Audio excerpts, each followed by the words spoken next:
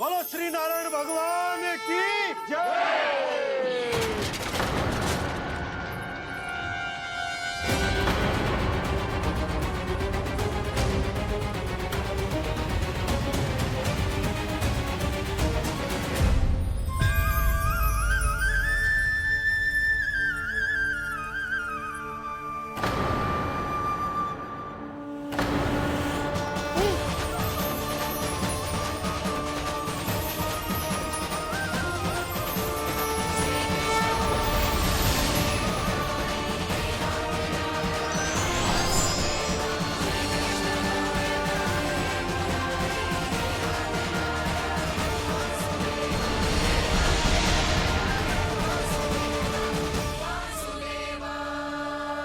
प्रभु,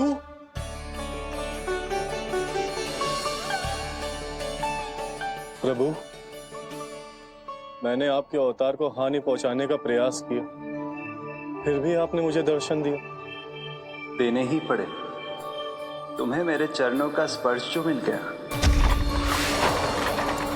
तुम्हें आश्चर्य हो रहा होगा। एक साधारण से स्पर्श से तुम्हें वो मिला जो बड़े से बड़े ऋषियों को भी कठिन से कठिन तपस्या के बाद भी नहीं मिलता। इसका उत्तर तुम्हारे अतीत में छुपा है।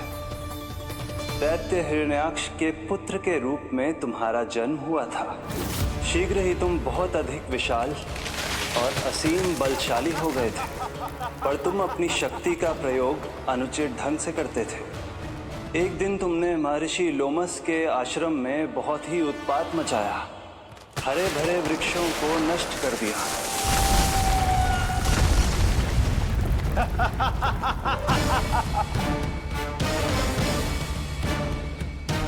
देख क्या रहे हो ऋषिवर? ये विशाल वृक्ष भी मेरे इस विराट तन के आगे कुछ भी नहीं है। जिसे स्वयं अर्जित तक नहीं किया, उस तन पर इतना अभिमान। तो सुन ले, जिनसे तेरा तन बना है, उन्हीं पंच तत्वों में इसी क्षण ये विलीन हो जाएगा। ये मेरा श्राप है तुझे, मेरा श्राप है तुझे।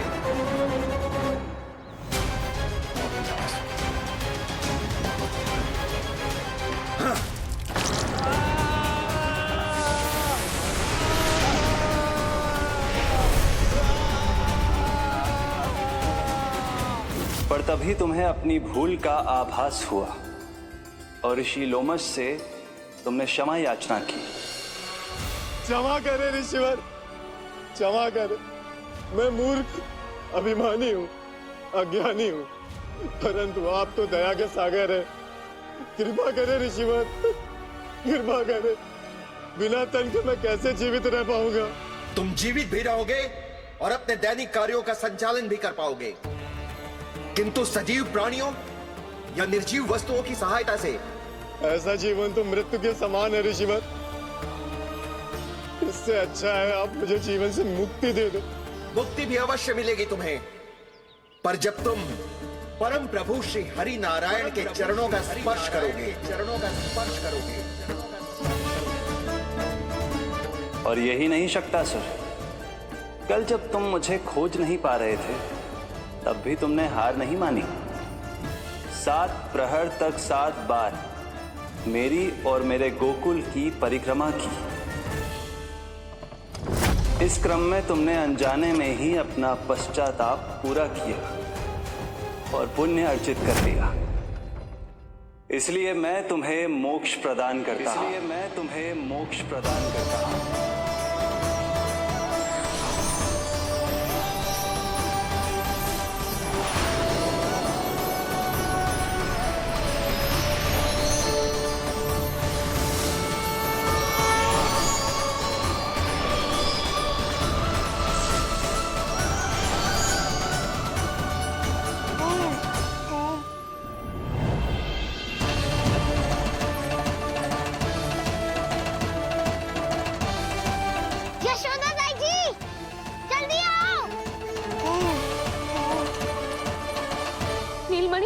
मेरा लल्ला।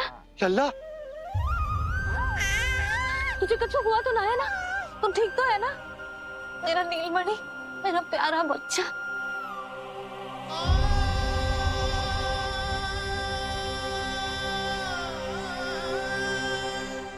भोला, बंसी, ये सब क्या है?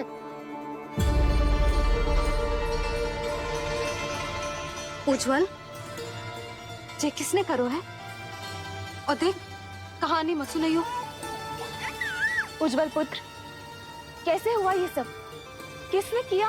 और किसने? महाबली नीलमणि ने बड़ी ताई जी।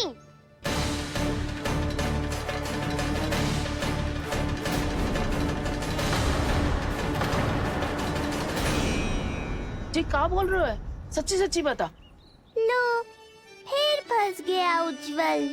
मैं सच्ची कह रहा हूँ। अचानक तीव्र वेग से वायु चली। फिर ऐसे लगो जैसे कोई भूकंप आ रहा है।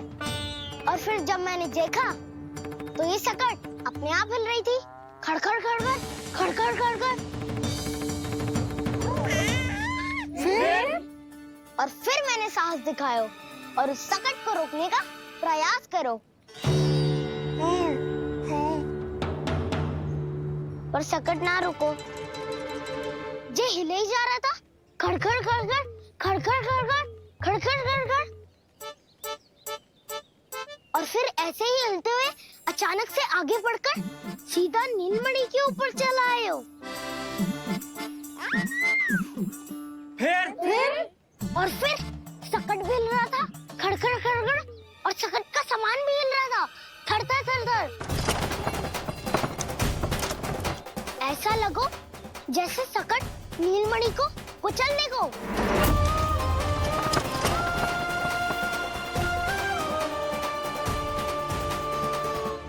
पर तभी जे जाग गए हो। इसने खींचकर अपने पाँव का प्रहार करो और चीख गया सकट आकाश पे।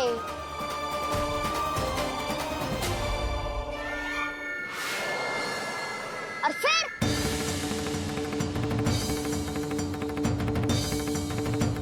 धड़ाम,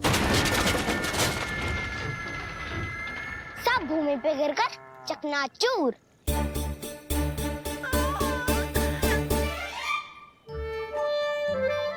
मैं सच्ची कह रहा हूँ ताई जी, नीलमणि के पैर का स्पर्श होते ही वो सकट ऐसे वायु में उड़ी जैसे कोई फूल। अच्छा, और जो तेरे हाथ में ये माखन है, ये भी अपने आप उड़ के आ गया होगा ना? हाँ, मैं सच्ची कह रहा हूँ। सदा बड़पोलापन, ये अच्छी बात ना है लल्ला। सत्य बता। मैया, मैं सत्य बोल रहा हूँ। ये सकट अपने आप ही आयो था और नीलमणि के प्रहार करते ही दूर जा गिरो। अरे, ये बड़बोले से पूछने से अच्छा है कि हमें स्वयं विचार करना चाहिए कि ये सकट टूटा कैसे। हाँ नंदराज, हाँ, हम भी आरती के लिए भीतर चले गए थे। हाँ। अरे, आप सब मेरा विश्वास क्यों ना कर रहे हो? नीलमणि के प्रहार से ही उज्जवल, सकट बहुत पुराना था, पहिया ढीला होकर खुल गया होगा। यशोदा, अनेक कारण हो सकते हैं, चिंता करने की कोई आवश्यकता ना है। मैं चिंता क्यों करने लगी भला? मेरे नीलमणि के गले में रक्षा वाला कंठक पहले से ही है। और हम ये सब पूजा पाठ इतने विधि विधान से इसी के लिए तो कर रहे हैं, है ना पंडित जी? हाँ रानी जी। तो बस फिर मेरे लल्ला को कछु क्यों होने लगा? और आप सब स्वयं ही देख लो ना, जे इतना बड़ा सकट टूट के बिखर गया है, किंतु मेरे लल्ला को एक खरोच भी ना आई। इसका अर्थ तो यही है ना कि हम जो भी कर रहे हैं सही कर रहे हैं। मुझे चिंता करने की कछु आवश्यकता ही ना है। चलो सब भीतर चलते हैं। हाँ हाँ, लल्ला को भूख भी लगी आई होगी। चल।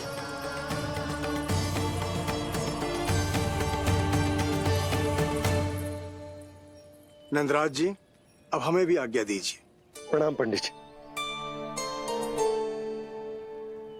ध्यान कहाँ था तुम दोनों का? और अधिक सावधान रहने की आवश्यकता थी ना? क्षमा कीजिए नंदराज।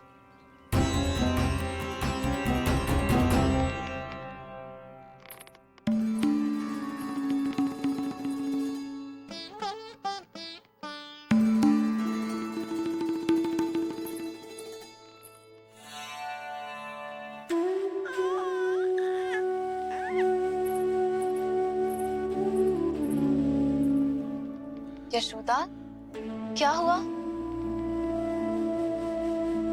बोलो ना, क्या सोच रही हो? मुझे बहुत चिंता हो रही है जीजी। मेरे लल्ला के साथ कुछ ना कुछ दुर्घटना होती रहती है। अरे, अभी बाहर ही तुम सबको समझा रही थी, अब भीतर आते ही क्या हो गया तुम्हें? बाहर समझाने वाली मैं ना थी जीजी, वो तो गोकुल की रानी जसोदा थी, किंतु भीतर से मैं अपने नीलमणि की मैया हूँ, बस। और एक मैया को कितनी चिंता होती है, इसे आपसे अधिक कौन जान सकता है।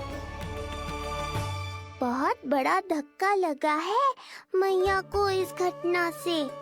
अब तो ये मेरी रक्षा के लिए और भी अधिक चिंतित हो जाएंगी।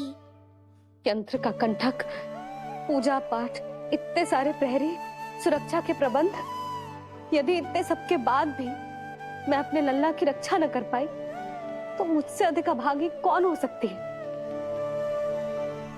मैं तुम्हारे मन की दशा समझती हूँ यशोदा। इसी चिंता के कारण ही तो मैंने आज तक अपने पुत्र को छुपा कर रखा है। मैं जानती हूँ जीजी, मैं समझती हूँ। मैंने तो नीलमणि के लिए इतने सारे संस्कार भी करो हैं, पूजा पाठ की है, किंतु मैंने तो आज तक अपने पुत्र का एक भी संस्कार नहीं किया है। आंसू पोंछ लीजिए बड़ी माँ, शीघ्र ही सब कुछ ठीक हो जाएगा। जब मैंने उसे जन्म दिया, उसके बाद से आज तक न उसे घर के बाहर लाई हूँ, न कोई संस्कार किया है।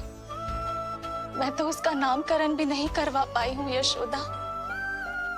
उसके जन्म के समय स्वामी ने ये संदेश भिजवाया था कि उस कंस को हमारे पुत्र के बारे में तनिक भी भनक नहीं पड़नी चाहिए।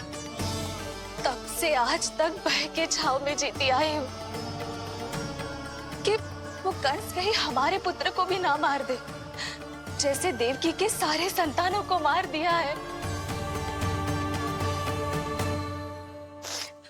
ये आशंका कभी सत्य नहीं होगी बड़ी माँ, मैं हूँ ना।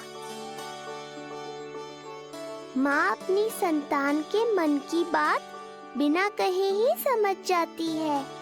आप भी समझ जाओ ना मैया।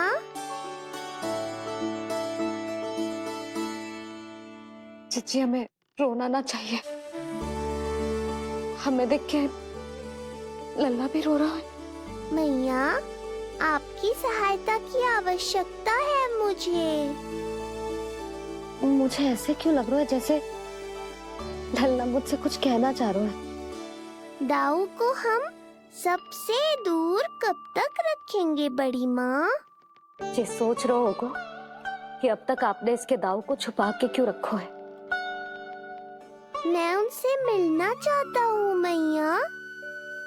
चिच्ची, कितना मन करता होगा ना इसका अपने दाऊ से मिलने का। और आपके लल्ला का भी तो मन करता होगा ना कि अपने छोटे भाई को मिले। कितनी बातें करते हैं हम दोनों की इनके सामने। हाँ यशोदा, मैं भी अपने पुत्र को नीलमणि के बारे में सब कुछ बताती हूँ। तो बस फिर हमें साथ साथ रखिए ना। मेरा आधा हिस्सा है वो, उनके बिना मैं अधूरा हूँ मैया। ये दोनों भाई एक दूसरे के बिना अधूरे हैं जीजी। हमें इन दोनों को साथ ही रखना चाहिए। आप ही सोचो, यदि नीलमणि की रक्षा होगी तो आपका लल्ला भी तो सुरक्षित रहेगा। तुम सच कह रही हो यशोदा, हमें इन दोनों को मिलाना चाहिए और साथ में ही रखना चाहिए, सुरक्षित।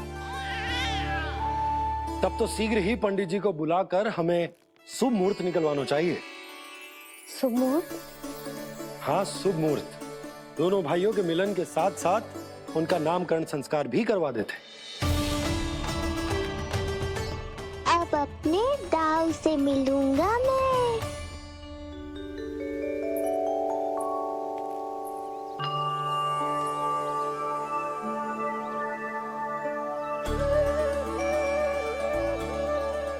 ऋषिवर की दिव्य आभा के कारण ये वातावरण कितना शुद्ध, कितना पवित्र लग रहा है ना। हाँ देवकी, इनका तेज ही ऐसा है कि इनके निकट केवल पवित्रता ही वास कर पाती है। किसी भी प्रकार की दुष्टता इनके पास जाने से पहले ही नष्ट हो जाती है।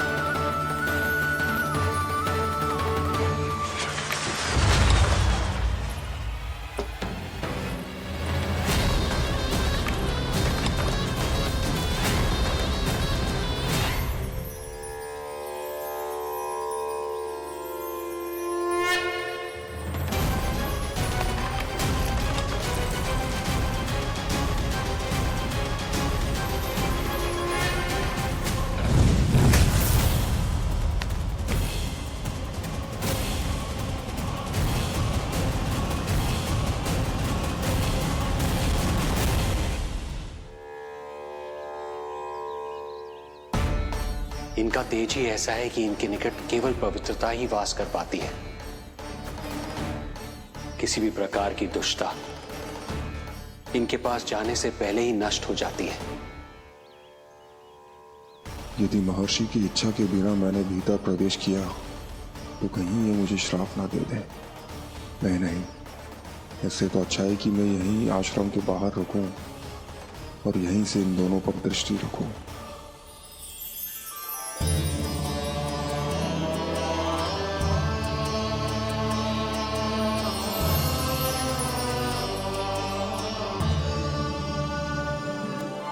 आपके आने का आभास हो गया था राजन।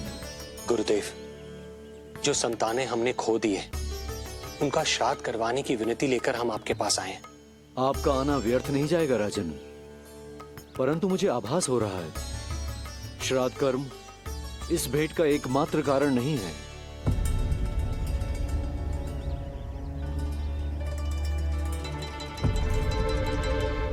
आपको उसकी या कंस की चिंता करने की कोई आवश्यकता नहीं है। निश्चिंत होकर बताइए कि आपकी इच्छा क्या है। गुरुदेव, वर्तमान में मेरी प्रथम पत्नी रोहिणी पुत्र सहित गोकुल में निवास कर रही है। हमारे उस पुत्र का और भाभी यशोदा के पुत्र का नामकरण संस्कार करवा दीजिए। बस यही हमारा सौभाग्य होगा। मुझे कुछ सुनाई क्यों नहीं दे रहा है?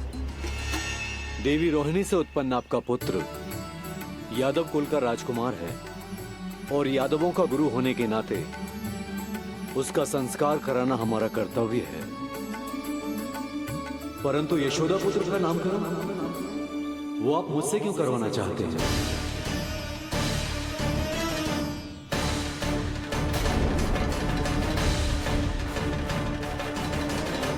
गुरुदेव,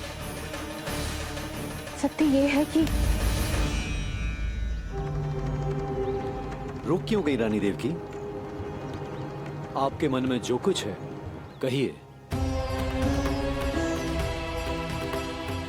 ये कैसी दुविधा में फंस गया मैं। यदि मैंने गुरुदेव को यशोदा पुत्र का सत्य बताया तो कंस को भी पता चल जाएगा, और यदि नहीं बताया तो कहीं ऐसा ना हो कि ऋषिवर ही बुरा मान जाए। लगता है आप दोनों की दुविधा मेरे अनुमान से भी बहुत बड़ी है। अपनी या अपने पुत्र की कुंडली लाए हैं राजन? जी गुरुदेव, अपनी कुंडली है मेरे पास। देवकी,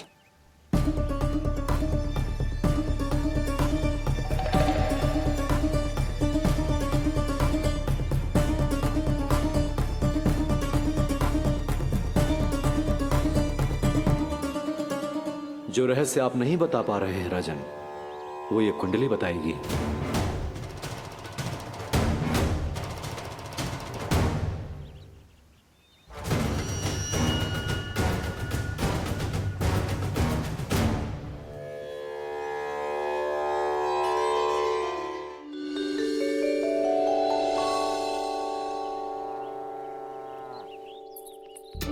लल्ला बता कैसी है जगदा? मैया को हो क्या गया है आज? देख सही सही बताइयो।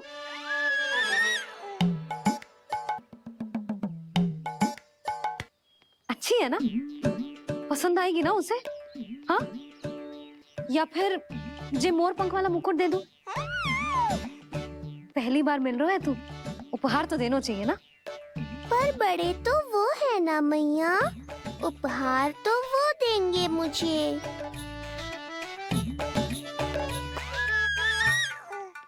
ना ना, मोर पंख वाला मुकुट तो मेरे लल्ला का है ना, जे ना दे सकते। तेरे जैसा कोई कंठा क्या चांदी वाला कड़ा दे दूं? हाँ? इस मिलन के लिए मुझसे अधिक उतावली तो मैया है।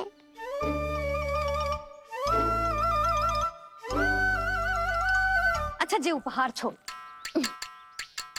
तू तो जे बता कि तू उसे बुलाएगा क्या कह के?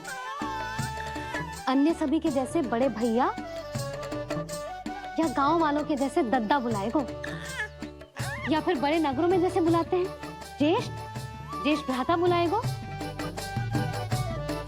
या फिर प्रेम से बुलाएगो दाऊ दाऊ बुलाएगो ना?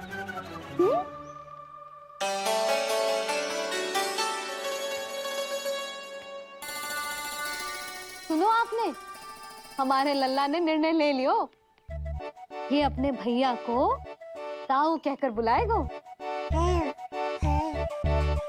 अरे वाह, लल्ला ने बोलना भले ही ना सीखो, परंतु तुम्हें बता दियो। और नहीं तो क्या, लल्ला कुछ कहे ना कहे माँ तो समझ जाती है ना लल्ला?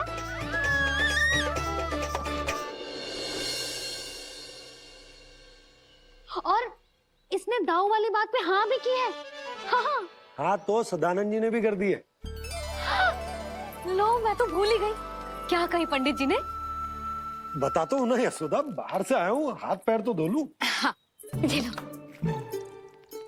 अब बताओ कब का मुहूर्त निकालो है? तनिक हाथ मुंह पोंछ लूं। अब बताओ क्या कही उन्होंने? यशोदा थक गए हूँ, तनिक सांस तो लेने दो। बाहर से आया हूँ, जलना पूछोगी?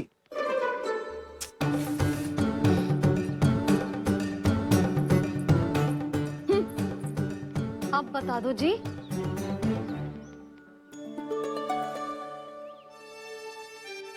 बाबा अब बता भी दो, नहीं तो खेल खेल में खेल हो जाएगा।